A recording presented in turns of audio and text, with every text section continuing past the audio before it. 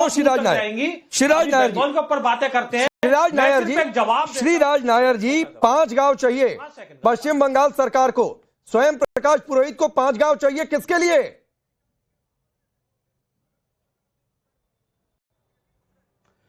देखिए, अंग्रेजी में कहावत है, डेमोग्राफी डिसाइड्स योर डेस्टिनी। जनसंख्या का संतुलन आपके भविष्य को निर्धारित करेगा। पहले ही एक बार बंगाल का विभाजन केवल और केवल इसलिए हुआ कि वहां पर जनसंख्या का संतुलन बिगड़ा। मुसलमान बंगाली हिंदू बंगाली के साथ रहना नहीं चाहते थे और जो टू नेशन थियरी के अंतर्गत पाकिस्तान में पूर्वी बंगाल चला गया। और एक बार जाने के बाद वहां के जो हिंदू थे उनकी क्या दुर्गति हुई हमने देखा है। उसके बाद जब विभाजन के बाद भी जो बंगाल बचा पश्चिम बंगाल, उसमें करीब करीब 27 से 30% मुसलमान है और हिंदुओं की कई जिलाओं में क्या हालत है किसी से छुपी नहीं है।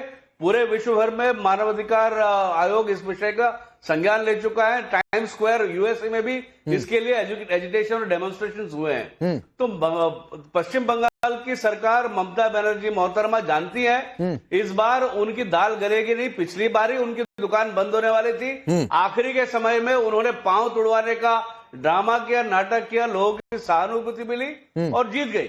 लेकिन इस बार जिस प्रकार से बंगाल में बहनें महिलाएं सुरक्षित नहीं है, जिस प्रकार से कंपनियां वहां से भाग रही हैं, जिस प्रकार से धड़ल्ले से लूट मची हुई है, जिस प्रकार से हिंदुओं का पलायन हो रहा है, जिस प्रकार से इलेक्शन कमीशन ऑफ भारत ने जैसे ही एसआईआर डिक्लेयर किया, एक बड़ी तादाद में बांग्लादेशी वापस जा रहे हैं, तो ये सब ममता बनर्जी को एक्सपोज कर दिया है। और अब जैसे माननीय गृह मंत्री साहब ने जो बताया, उनकी दुकान बंद होने वाली है, आने वाले चुनाव में उनका सुपड़ा साफ होना निश्चित है। ठीक है सर, किसका सुपड़ा साफ होता है ये तो पता चल जाएगा जब चुनाव होगा।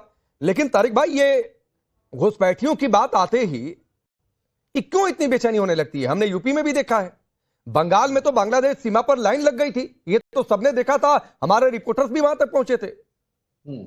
अभी आपने अमित शाह साहब का एक बयान दिखाया, उसमें वो कह रहे थे कि बंगाल में घुसपैठ होती है और स्टेटों में घुसपैठ नहीं होती। तमाम जगह जहां पर और सरकारें, उन्होंने कई स्टेटों का नाम लिया, आसाम का नाम लिया। तो क्या घुसपैठ बंद हो गई भारत में? तो फिर आपका मुद्दा ही खत्म हो गया, क्योंकि जितनी भी घुसपैठ हो रही है आपके हिसाब से सिर्फ बंगाल में हो रही है और भारत के किसी भी हिस्से से कोई भी घुसपैठ नहीं हो रही है।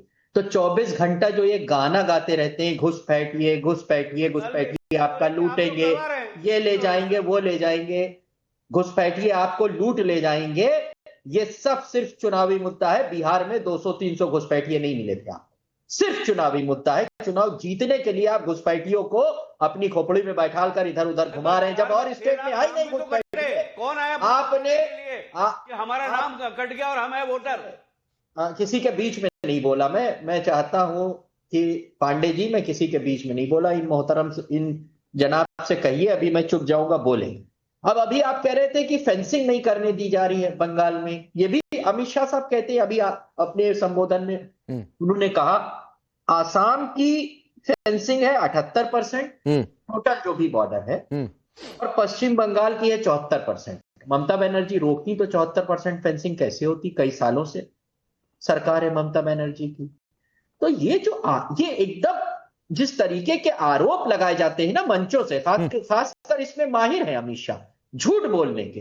कैसे आसाम में तो आपकी सरकार है, फेंसिंग वहां भी हो रही है। अब जहां पर फेंसिंग नहीं हो कर पा रहे हैं केंद्र सरकार, उसमें आरोप लगा दिया ममता बनर्जी पे कि भाई आप करिए। अब आ जाते हैं मंदिर के ऊपर। मंदिर बनाना भाजपा का पेटेंट है क्या? और हिंदू लोग मंदिर नहीं बना सकते। लेकिन मंदिर तभी बनेगा जब भाजपा उसको अपना एजेंडा बनाएगी, उसको मंदिर तभी माना जाएगा, वरना वो मंदिर अभी तो मैं मंदिर तक पहुंचा भी नहीं तारिक भाई। मैं पहुंच रहा हूं। आप तो पहले आप पहुंच जाएंगे तो फिर आपके लिए मुश्किल हो जाएगी। नहीं, मेरे और इसलिए मुश्किल हो जाएगी, इसलिए मुश्किल हो जाएगी कि पश्चिम बंगाल में जो मंदिर बन रहा है वो सरकारी फंड से बन रहा है। अरे तो और यही राम मंदिर जो जनता के फंड से बना है उस पर बहुत दिक्कत हो गई। बीजेपी का इवेंट है, चुनावी गिमिक है। अब ये ना बीजेपी, अब ये ना सरकार का फंड है, ना टीएमसी का फंड है, और ना ये चुनावी गिमिक है। सुन लीजिए, अगर राम मंदिर को बीजेपी अपने मैनिफेस्टो में लेके आती है, मास्टर स्ट्रोक, 40 साल पहले बीजेपी ने अपना वादा पूरा कर दिया। ऐसे ही ममता बनर्जी अगर एक मंदिर बना दे वो राजनीति के लिए हिंदू ना, अरे करिए, मैं ये ना पेटेंट है, पेटेंट नहीं है, लेकिन वही राम मंदिर जब बीजेपी के मैनिफेस्टो में गया, वही राम मंदिर बीजेपी के मैनिफेस्टो में गया तो आप लोगों ने कहा कि यह धर्म की सियासत है। लेकिन टीएमसी के मैनिफेस्टो में जब जाएगा तो आप कह रहे हैं कि ना ना ना, धर्म पर सबका अधिकार है। आप पेटेंट है क्या बीजेपी का? साबित करना चाहते हैं कि मंदिर जब बीजेपी बनाएगी तभी वो मंदिर होगा, वरना आप उसको मंदिर मानेंगे ही नहीं। सबको अधिकार है। नहीं, सबको अधिकार है तारिक खान, सबको अधिकार है। आप भी 3-4 मंदिर अपने मैनिफेस्टो में ले जाइए, मुझे कोई दिक्कत नहीं है। लेकिन मेरी दिक्कत यह है कि जब राम मंदिर मैनिफेस्टो में आता है तो आप कहते हैं धर्म का इस्तेमाल हो रहा है, भगवान का नाम सियासत के लिए लिया जा रहा है। लेकिन जब ममता बनर्जी ले रही है तो कह रहे हैं अरे ये तो बहुत अच्छी सियासत है भाई। मंदिर ये डबल स्टैंडर्ड क्यों तारिक खान? अगर ये डबल स्टैंडर्ड क्या? यस, ये डबल स्टैंडर्ड है।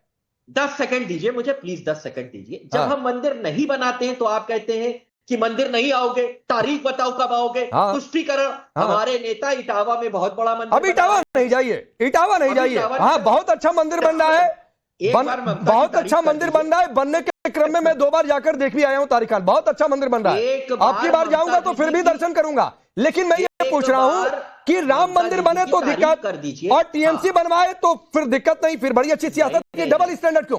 यहां तो सरकार के फंड से बन रहा है। आपका भी तो डबल स्टैंडर्ड है। क्यों मेरा डबल? ममता की एक बार तारीफ कर दीजिए। मैं तो कर रहा हूं तारीफ, हिंदू, अरे मैं कर रहा हूं तारीफ। कहिए ममता दीदी जिंदाबाद। नहीं, मैं यहां पर किसी नेता का जिंदाबाद नहीं करूंगा।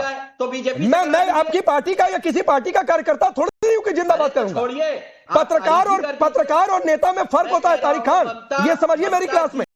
ममता दीदी मंदिर बना रही हैं, हम सबको मिलकर। लेकिन ममता दीदी के मंदिर बनाने पर इसलिए सवाल नहीं उठाएंगे क्योंकि ममता दीदी हमारे साथ की हैं। बीजेपी विरोधी है इसलिए वो धर्म की सियासत करती है। ममता बनर्जी हमारे साथ की हैं इसलिए वो आस्था का सम्मान कर रही हैं। अरे ऐसा कुछ नहीं है, कोई भी मंदिर बनाए आपको तो तारीफ करनी चाहिए। जो हिंदूवादी लोग हैं, वीएचपी को। श्रीराज नायर, मैं आता हूं, साजिद रशीदी 1 मिनट और दे दीजिए। श्रीराज नायर जी अब ये लाए ही हैं, तो मेरा एक सवाल है कि क्या ये बाबरी से मुस्लिम वोट बैंक उधर जा रहा था तो हिंदू वोट बैंक, क्या ये ना माना जाए कि अपने पाले में करने के लिए मंदिर पर मंदिर बन रहा है? बिल्कुल, ममता बनर्जी मोहतरमा अब तक तो चुनाव आ रहे थे, उससे पहले तो उन्होंने कभी हिंदुओं की बात नहीं की है। और अभी आप देखिए यहाँ पे बांग्लादेश में दीपू दास की हत्या जिस प्रकार से हुई, उसको जला दिया गया।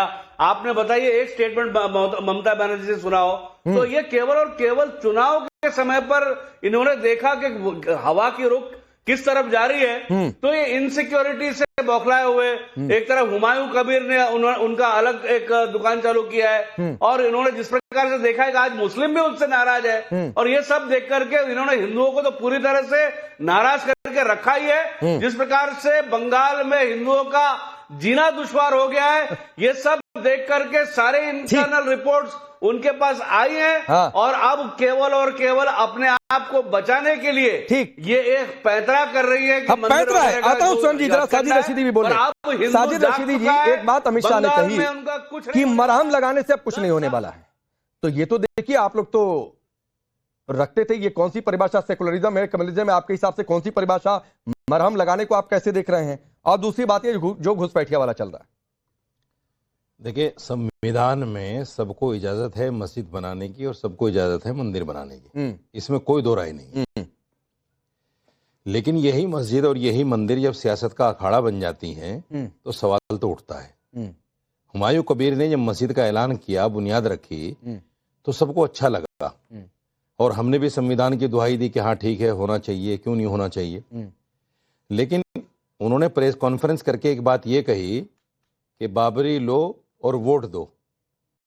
तो ये जो है एक राजनीतिक पैंतरा जो सामने आया हमारे भी, तो हमने कहा कि भाई ये तो आदमी सीधा सीधा मस्जिद के नाम पे वोट मांग रहा है, और जब ये आदमी सीधा सीधा मस्जिद के नाम पे वोट मांग रहा है तो इसको तो लात पड़नी चाहिए, इसको वोट नहीं मिलना चाहिए।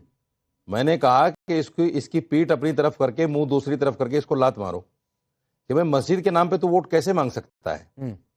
ये देश तो धर्मनिरपेक्ष है, ये देश तो किसी भी रियासत को, किसी भी स्टेट को, किसी भी सरकार को ये इजाजत देता ही नहीं एमएलए एमपी को कि भाई आप जो है मस्जिद के नाम पे, मंदिर के नाम पे वोट मांगो, ये तो कहता ही नहीं है। तो आपने कैसे हिम्मत और कैसे जिसारत कर ली कि भाई जो है मंदिर के नाम पे आपने कहा बाबरी लो वोट दो। एक पहलू ये है। दूसरा ये है कि जिस वक्त ऐलान किया था हुमायूं कबीर ने, ममता दीदी से एक चूक हो गई असल में। अच्छा। और चूक ये हो गई कि अगर ये उसी वक्त में उनको गिरफ्तार कर लेते तो शायद पाला इनके हक में रहता। इन्होंने मुसलमान वोट बचाने के लिए उसको गिरफ्तार नहीं किया, उस पर कोई कार्रवाई नहीं की। अब पासा उल्टा पड़ गया। पासा उल्टा ये पड़ गया कि भाई अब तो मुसलमान वोट बिखरेगा, तुम्हें नहीं मिलेगा। अब उसकी भरपाई करने के लिए आनन फानन में मंदिर बनाने का ऐलान कर दिया गया। मैं ये पूछना चाहता हूं ममता दीदी से, और जितने भी हिंदू ममता दीदी के साथ हैं, मंदिर बनाना चाहते हैं, ये मंदिर आपको हुमायूं कबीर के बाद क्यों याद आया? आपने हुमायूं कबीर से पहले तो कहीं ऐलान नहीं किया मंदिर का। जब हुमायूं कबीर ने मस्जिद का ऐलान कर दिया तब आपको हिंदुओं के लिए मंदिर याद आ गया। सियासत के लिए जब हमें मस्जिद कबूल नहीं है तो हमें मंदिर भी कबूल नहीं है। कोई हिंदू क्यों कबूल करेगा भाई मंदिर को? आ रहा उस वक्त आप तो सियासत के लिए कर रहे हैं ना सब। हमने बाबरी मस्जिद की जो 5 एकड़ जमीन दी गई सरकार की तरफ से, हमने उसमें सियासत ही हमने एक्सेप्ट नहीं की। ठीक है, यहाँ हुमायूं कबीर को भी एक्सेप्ट नहीं